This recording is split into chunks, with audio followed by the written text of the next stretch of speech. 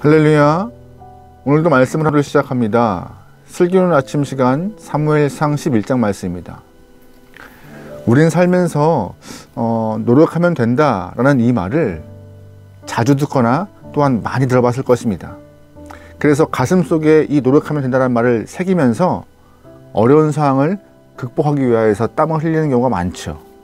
그런데 정작 인생 중에서 노력해도 안 되는 일이 있더라고요. 대표적인 것이 사람의 마음을 얻는 것. 이건 노력해도 참 쉽지 않은 것 같습니다. 마음이라는 것이 보이지 않고 잡히지도 않기 때문에 쉽게 붙잡을 수가 없습니다. 게다가 이 마음 상태가 수시로 변하기 때문에 대처하는 것도 쉽지 않아요.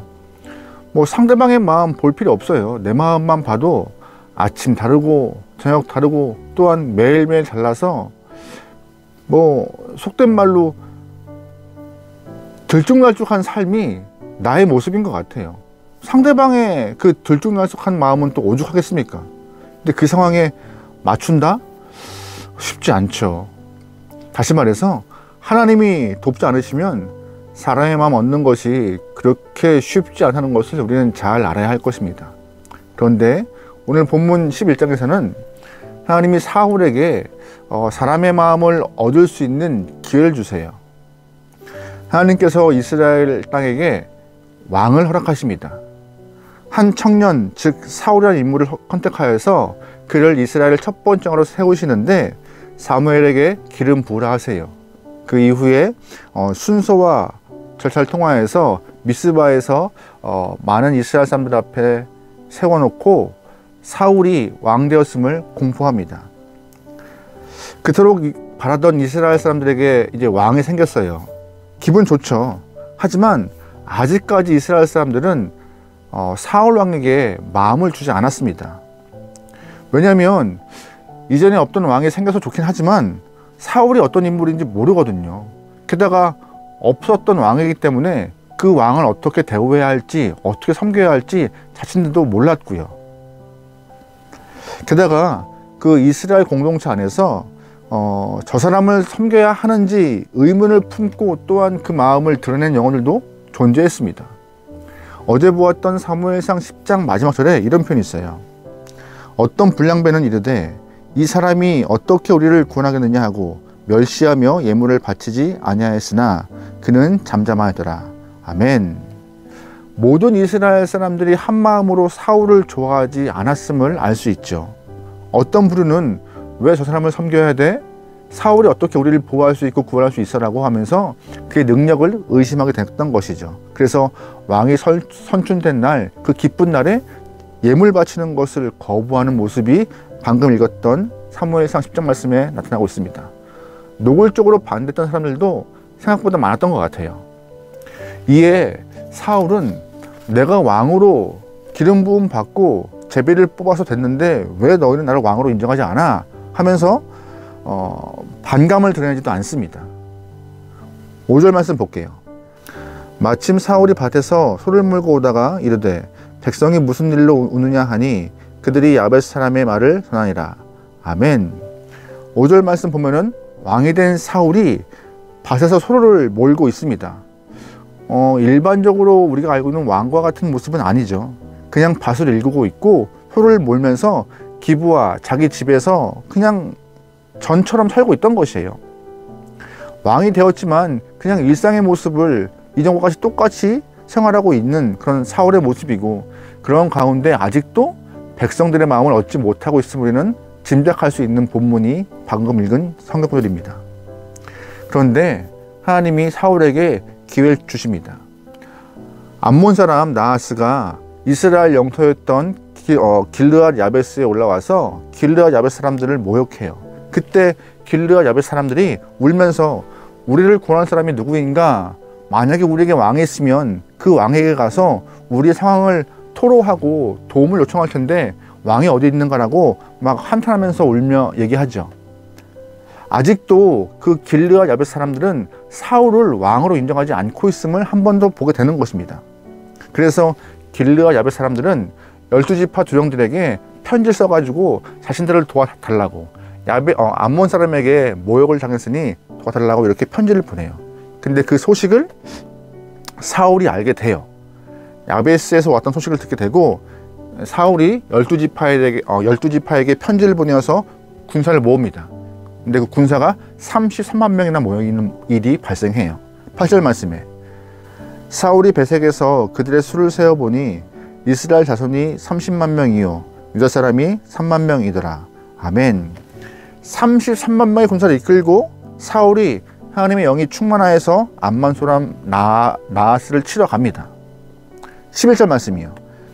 이튿날 사울이 백성을 3대로 나누고 새벽에 적진 한가운데로 들어가서 날이 더울 때까지 암몬 사람을 치매 남은 자가 다 흩어져서 둘도 함께한 자가 없었더라. 아멘. 사울이 군대를 이끌고 암몬 사람과 전쟁을 치릅니다. 근데 대승을 거둬요. 하나님의 영이 함께한 사울을 막을 자가 없었던 것이에요. 사울이 암몬 사람 나하스를 물리치고 모든 군대를 다 쳐부신 이후에 그제서야 모든 백성이 사울의 왕됨을 인정하고 그를 추대합니다. 암몬 사람과 전쟁 이후에 많은 사람들이 모여서 사울에게 말합니다. 사울을 왕으로 섬기지 않는 자가 누구냐? 그들을 끌고 와라. 내가 그들을 죽이겠다라고.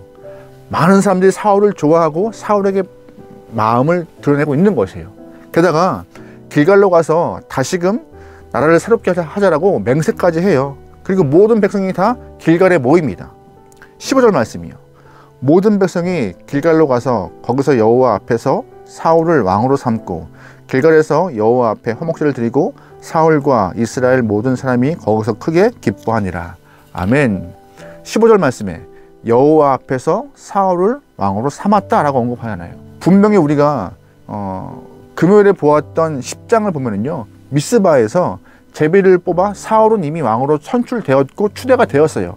근데 오늘 11장에서 다시 한번 이스라엘 사람들이 길갈에 모여서 사울을 왕으로 섬기고 그를 높이고 있습니다.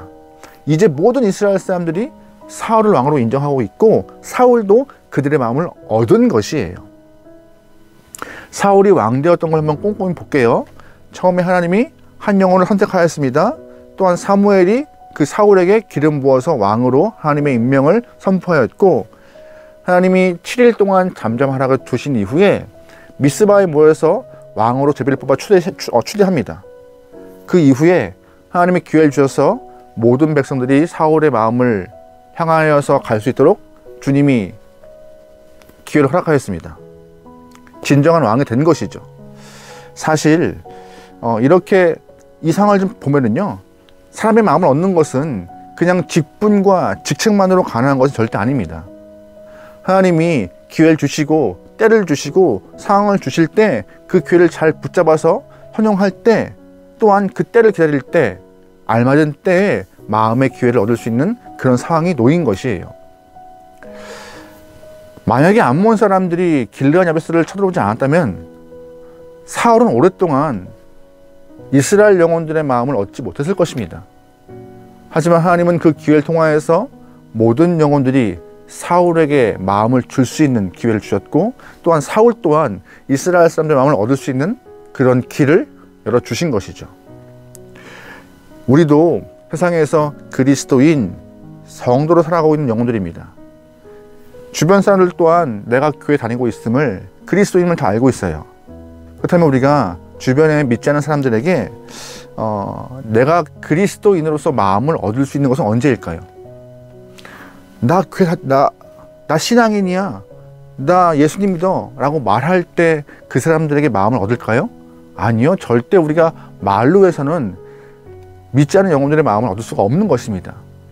언제나 정직하며 한 손에는 기도와 말씀의 삶을 유지하고 죄악과 싸우기 위해서 언제나 옳은 모습을 지키며 궁일한 마음을 통하여서 세상을 섬기고 이웃을 섬기며 언행을 조심하는 영혼들이 주변 사람들에게 마음을 얻을 수 있는 신앙인이 될 줄 믿습니다.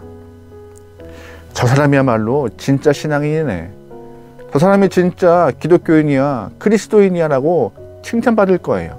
아무리 우리가 입으로만 나 신앙인이라고 말해도, 내가 매주일 교회만 다녀도 그 모습을 갖고는 사람들의 마음을 얻기는 쉽지 않습니다. 하지만 우리가 평상시에 기도와 말씀의 삶을 통하여서 온전함을, 거룩함을 유지하는 과정 가운데 어느 한 기회가 주어지면 그때의 궁일한 마음과 정직한 모습을 통하여서 신앙인의 모습을 잘 드러낼 때 사람들은 우리를 통하여서 하나님의 뜻을 알 것이고 또한 그들의 마음을 얻을 수 있을 것을 믿습니다. 그러기에 언제나 우리의 삶이 말씀과 기도로 무장할 수 있고 또한 궁일한 마음과 정직한 마음으로 무장되어서 삶을 통하여 많은 사람들의 마음을 얻을 수 있을 만한 준비가 되길 소망합니다. 교회 공동체도 마찬가지예요. 직분으로 성도들의 마음을 얻을 수 있는 것은 아닙니다. 교회를 오래 다녔다고 해서 사람들의 마음을 얻을 수 있는 것도 아니에요. 하나님의 영혼답게 행동할 때 또한 말과 언행이 은혜 가운데 표현될 때 중심을 다하여서 주님을 섬기고 이웃을 섬길 때에 교회 안에 있는 성도들 또한 인정하고 또한 그들을 향하여서 마음을 얻을 수 있는 자세가 될 거예요. 여러분, 그러기에 어느 공간에 있든 어느 상황이든 신앙인으로서, 성도로서, 그리스도인으로서 주변 영혼들의 마음을 얻기 위하여서 애쓸 수 있기를 소망합니다.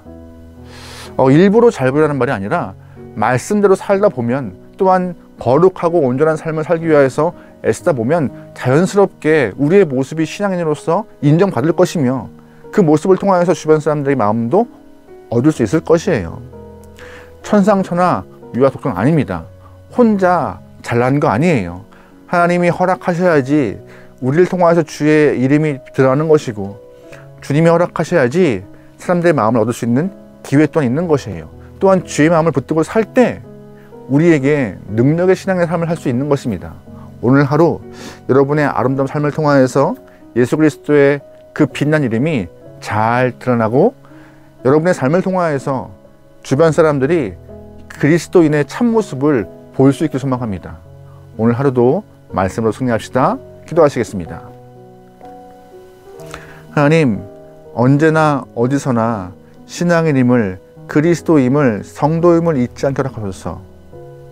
개인의 이득에 눈이 멀어서 욕심을 내거나 거짓에 죄악에 물들은 신앙이 아니라 말씀에 비추어서 살기 위하여 땀 흘리고 애쓰는 영혼, 주님의 영광을 위하여서 애쓰는 영혼에게 허락하소서. 오늘 하루 수많은 일을 경험할 것이고 그때마다 결정할 때가 많을 것입니다. 모든 결정은 하나님 나라와 의를 위하여서 결정할 수 있는 결단과 허락하소서. 오늘 하루를 맡기오며 예수님의 이름으로 기도합니다. 아멘.